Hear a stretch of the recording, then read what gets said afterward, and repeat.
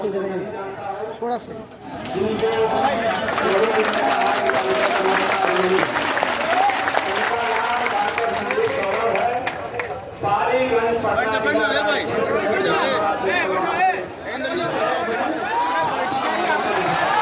कहाँ जाना है?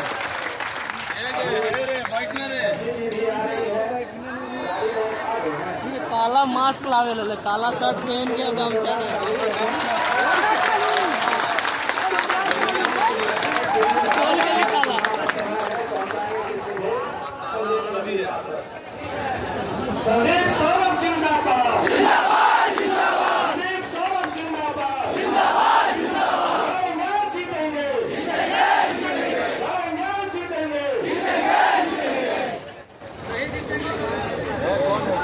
पिछले कई दिनों से बहादुरी के साथ अपने हक अधिकार के लिए लड़ रहे आप सभी साथियों को मैं अपनी तरफ से और अपनी पार्टी भाजपा माले की तरफ से आप सबको बधाई देता हूं, सभी को सलाम करता हूं। और बिहार के अंदर मौजूदा सरकार लोकतंत्र को जैसे परिभाषित करना चाह रही है, हम कहना चाहते हैं कि ये लोकतंत्र नहीं है, ये फोकतंत्र आप बना रहे हैं।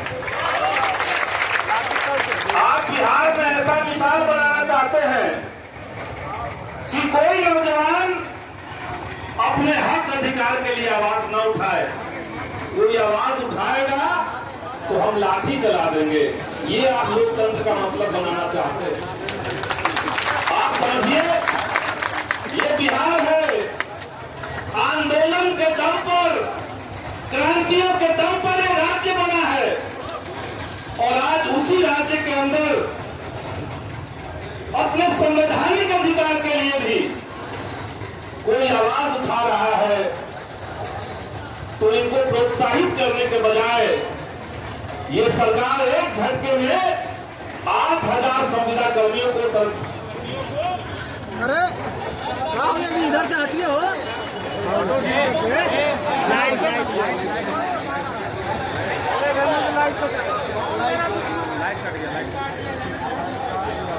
देख रहा है हमारी आवाजों को लाइट करके दवाई जा रही है, लेकिन हम लोग तो लाइट कटवा दिया है। ये 8,000 लोगों को बर्खास्त करने के खिलाफ आज पूरे बिहार के नौजवान एक साथ खड़े हैं।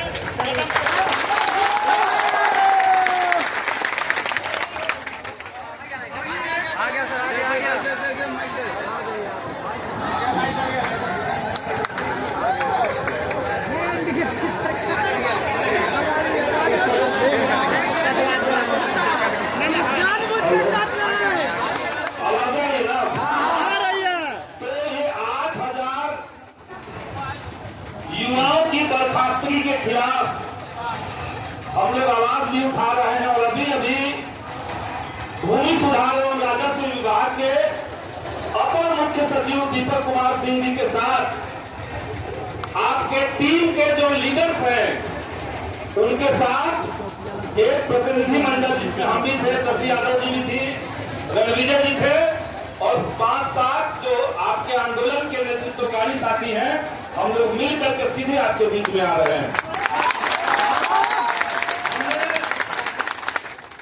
उनके सारे तर्कों के जवाब दिए। सरकार का कहना है कि जब बिहार के अंदर सर्वेक्षण चल रहा था उसी समय आप लोगों ने आंदोलन क्यों किया? महाअभियान के समय आप लोगों ने आंदोलन क्यों किया? तो हमने साफ कहा कि महाअभियान आपका आज से चल रहा है, लेकिन बिहार के जो सर्वेक्षण कर्मी है, जो संविदा पर है, उनका उनकी मांग और उनका आंदोलन ये न जाने कितने समय से चल रहा था। पहले आप लोगों ने क्यों नहीं समझा दिया? पहले संज्ञान में लेना चाहिए। अगर आप कोई बड़ा अभियान चलाने वाले हैं तो वो अभियान जिसके कंधों पर चलेगा उस कंधों को तो मजबूत करना पड़ेगा आपको। आप सर्वेक्षण कर्मियों के कंधे बिहार में महाअभियान चला रहे हैं, करोड़ों रुपए फूंक करके उसका प्रचार कर रहे हैं, चुनाव में उसका फायदा लेंगे।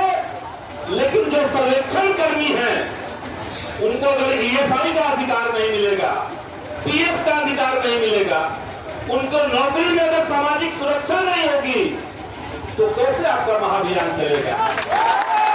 ये सारी बातें कही गई। उनका कहना है कि आप लोगों ने भाजपा के कार्यालय को क्यों घेर लिया?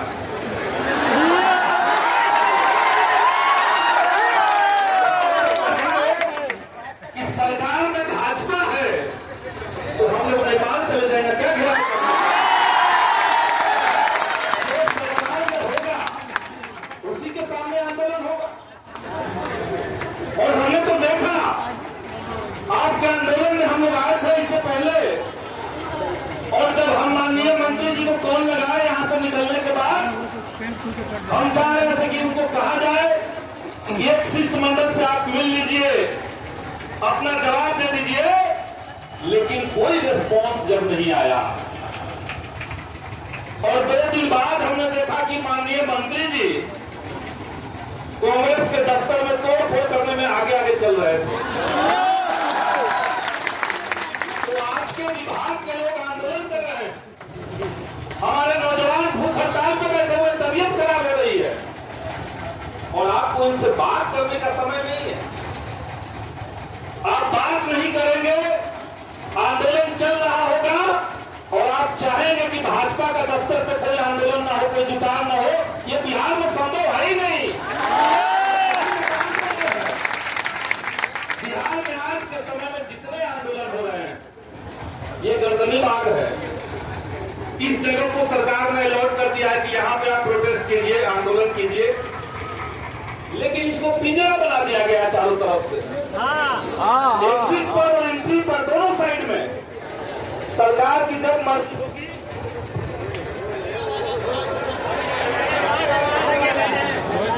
अरे उठिए सब लोग हो, सरकार की जब मर्जी होगी गेट बंद हो जाता। तो यहाँ कोई आंदोलन अगर करेगा और सरकार सुनवाई नहीं करेगी, तो आंदोलनकारियों के हाथ में और क्या विकल्प बचता? सरकार में बैठे हुए लोगों के खिलाफ आंदोलन करेंगे तो उनके सामने जाके करेंगे। इसीलिए इस पर ईगो का सवाल मत बनाइए, ये हमने अपर मुख्य सचिव से कह दिया। ये तो बड़ी बात नहीं है, विरोध करने का तकाजा नहीं है। हम अगर जनप्रतिनिधि हैं, हमारे इलाके के लोग अगर खुश नहीं रहे तो हमारे खिलाफ आंदोलन नहीं करेंगे तो किसके खिलाफ करेंगे? इसको ईगो का सवाल मत बनाया जाए, और इमीडिएट एक एक करके आवेदन के नाम पर नहीं, बल्कि एक साथ विभाग की तरफ से सर्कुलर जारी करके एक झटके में जितने लोग बर्खास्त है सबको वापस लेने का ऐलान कीजिए। ये हमने मांग किया, लेकिन उनकी तरफ से जो जवाब आया है वो हम आपको कह देना चाहते हैं। उन्होंने कहा कि अब हमारे बस का बात नहीं रहा। अपर मुख्य सचिव ये कह रहे हैं, जो खुद सरकार के अंदर बैठे हुए हैं, उन्होंने कहा कि अब इसको मंत्री जी देख रहे हैं। उनका आरोप है कि कुछ लोगों ने गालियां दे दी है। तो जिंदाबाद करना, मुर्दाबाद करना कोई गाली है? आंदोलन में सरकार को मुर्दाबाद नहीं करेंगे तो और क्या करेंगे? और हमारे मुर्दाबाद करने से आप मुर्दा तो नहीं हो गए। तो इसलिए जो गालियों का बहाना बनाया जा रहा है, विभाग में कहा गया कि मंत्री जी के पास लिस्ट बना हुआ है कि कितने लोगों ने, कौन कौन लोगों ने गालियां दी है। तो हमने कहा कि देखिए पढ़े लिखे लोग हैं, ये जो गाली गलौज नहीं किए हैं, कोई बाहर का आदमी अगर आपको गाली दे दे तो उसकी जिम्मेदारी तो किसी की नहीं है। तो ये गाली की जो राजनीति बिहार के अंदर शुरू हो गई है। पहले मोदी जी ने कहा कि हमारे मां को गाली दे दिया गया है, अब यहाँ सरकार में लोग कह रहे हैं कि हमारे लोगों को गाली दे दिया गया है। तो असल मुद्दे से ध्यान भटकाने के लिए ये गालियों का खेल चल रहा है। बहरहाल उन्होंने कहा है कि अभी माननीय मंत्री जी जो हैं वो मोदी जी की अगुवाई करने के लिए पूर्णिया गए हुए हैं। और उन्होंने कहा कि जब वो वहां से निकलेंगे तो अपर मुख्य सचिव उनसे बात करेंगे इस सिलसिले में और वो प्रयास करेंगे कि सबकी दरखास्तगी एक बार किया जाए। इतना भी उन्होंने आश्वासन हम लोग को दिया।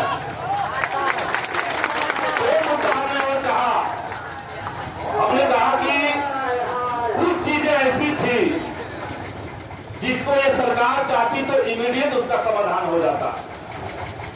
अगर सरकार चाहती तो सारे सर्वेक्षण कर्मियों को ईएसआई कार्ड देना कोई बड़ी बात नहीं है। आप देश के कानून से बंधे हुए हैं, आपको देना ही था। आप अभी तक नहीं दिए ईएसआई कार्ड।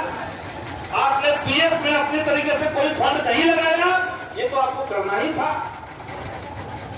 तो ईएसआई का स्वास्थ्य सुविधाएं आपको मिले, पीएफ में जितना पैसा आपका कटता है उतना सर्विस प्रोवाइडर के रूप में सरकार उसमें पैसा दे। ये बहुत इमीडिएट बात थी और इसका समाधान तत्काल संभव था, ये हमने वहां कहा। लेकिन अब मसला वही है कि जब तक सबकी बर्खास्तगी वापस नहीं होगी तब तक इस दिशा में कुछ और बात आगे बढ़ेगी।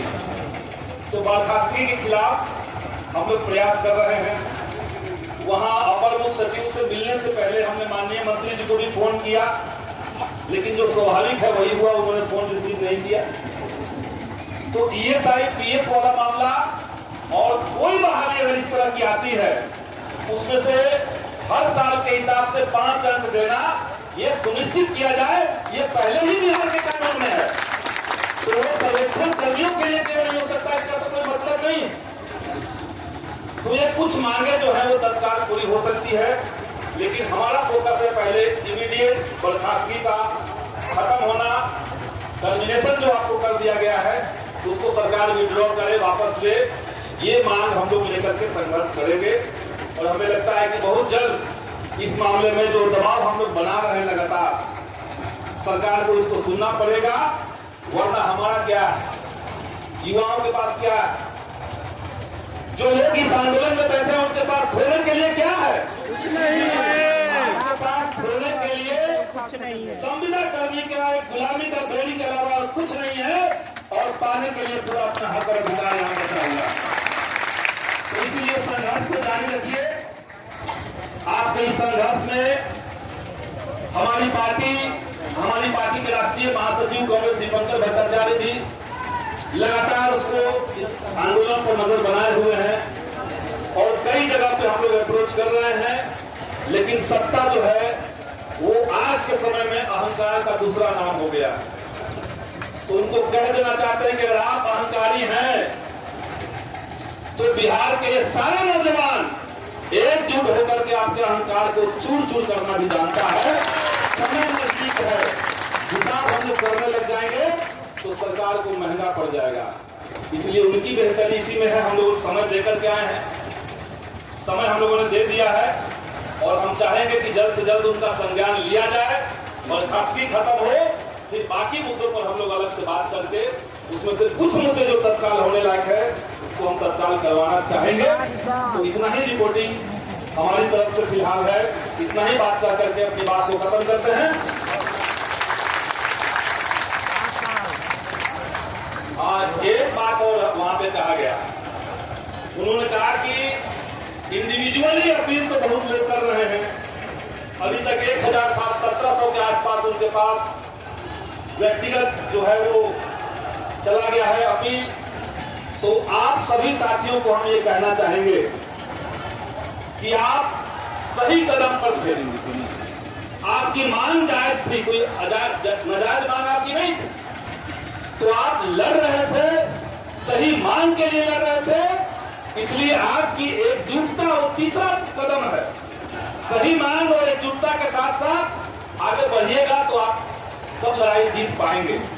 तो इसलिए इंडिविजुअली जो लोग अप्लाई कर रहे हैं, ये कहीं न कहीं सरकार में बैठे हुए लोग इसको आपकी कमजोरी समझ रहे हैं।